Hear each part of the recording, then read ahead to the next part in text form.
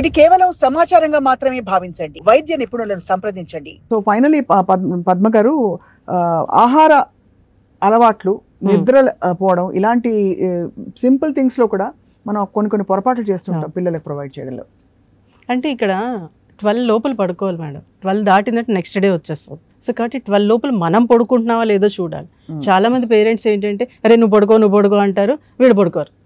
కాబట్టి అమ్మ పడుకోలేదు కదా అని వీళ్ళు దుప్పటి కప్పేసుకొని అమ్మ పడుకుందా లేదా అని చూస్తూ ఉంటారు. సో కాబట్టి మీరు సెల్ ఫోన్లు పక్కన పెట్టేసి, టీవీలు పక్కన పెట్టేసి వాళ్ళతో కబుర్లు చెప్తూ, వాళ్ళైతే ఆ రోజు స్కూల్లో జరిగిన విషయాలు ఏంటో చెప్పమనండి. కాసేపు చెప్పటి వాడికి హ్యాపీ అనిపిస్తుంది. అరే అమ్మ నన్ను అడిగింది అని చెప్పి రేపు మరిన్ని ఎక్కువ విషయాలు నేర్చుకోవడానికి అవకాశం ఇచ్చినట్టు అవుతుంది. అలా ఎప్పుడైతే చేసామో ఆటోమేటిక్గా మెల్లగా ఒక్కొక్కసారి పిల్లలకి ఏంటంటే అలవాటు అయిపోయింది కాబట్టి డిస్టర్బెన్స్ ఉండదు. బట్ వాళ్ళు పడుకునే వరకు మనం వాళ్ళతో కబుర్లు చెప్పించుకుంటూ ఉంటే ఆటోమేటిక్గా కాసేపటికి నిద్రపోతారు. అలాగే లేదంటే చిన్నపిల్లలప్పుడు ఒక స్టోరీస్ చెప్తూ ఉంటే ఆటోమేటిక్ రే ఈరోజు నేను చెప్పింది నువ్వు వినాలి, నువ్వు మళ్ళీ చెప్పాలేమో అనగానే ఇంట్రెస్ట్గా వింటాడు. స్టోరీ అనగానే ఆటోమేటిక్గా మీరు అబ్జర్వ్ చేయండి, మీరు చిన్నప్పుడు ఎప్పుడో చదివిందో లేదా విన్న స్టోరీని ఇప్పుడు అడిగితే చెప్తారా లేదా? మీరు ఒకసారే కదా చదివారు, ఒకసారే కదా విన్నారు. అంటే ఒక లెసన్ 10 సార్లు చదివినా మీరు చెప్పలేకపోతున్నారు. కానీ ఒక స్టోరీయో ఒక సినిమా ఒకసారి చూస్తే అన్నిసార్లు వెంటనే టక్కన 10 సంవత్సరాల తర్వాత చెప్తున్నారంటే మీ కాన్సన్ట్రేషన్ అంత అద్భుతంగా ఉంది అని, అది ప్లస్ ఆ వినే కెపాసిటీ బాగుంది అని. సో కాబట్టి ఏంటంటే పిల్లల్ని మనం ఆ పడుకో టైంలో కాస్త వాళ్ళకి ఇష్టమైనవి చెప్పిస్తే హ్యాపీగా నిద్రపోతారు. అలాగే ఫుడ్ విషయంలో అంటే ఇప్పుడు ఏంటంటే జంక్ ఫుడ్స్ అయ్యి వచ్చేసినాయి.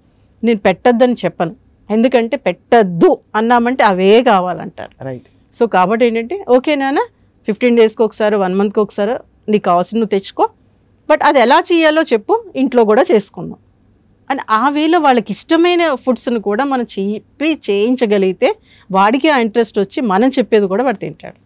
కానీ చాలామంది పేరెంట్స్ అలా వద్దు అది తినకూడదు, ఇది తినకూడదు, వద్దు వద్దు వద్దు అనేటప్పటికి వాడి మైండ్లో అది బలంగా పడుతుంది.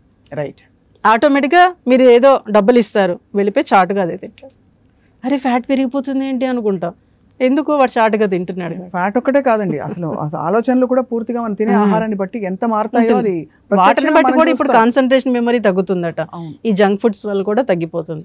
సో కాబట్టి ఏంటి అది ఎంతవరకు పెట్టాలనేది పేరెంట్స్గా మనం కాస్త అంటే మనకి టైం ఉండదు అంటాం కాదండి, పిల్లలకి పెట్టే పెట్టుబడి సమయం మాత్రమే.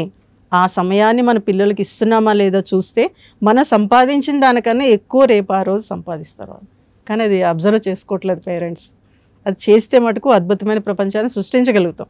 ఆ కెపాసిటీ పేరెంట్స్కి ఉంది. మితంలోనే హితం ఉంది. రైట్. డాక్టర్ పద్మా కమలాకర్ గారు చాలా అమూల్యమైన సూచనలు ఇచ్చారు సాక్షి లైఫ్ ప్రేక్షకుల కోసం.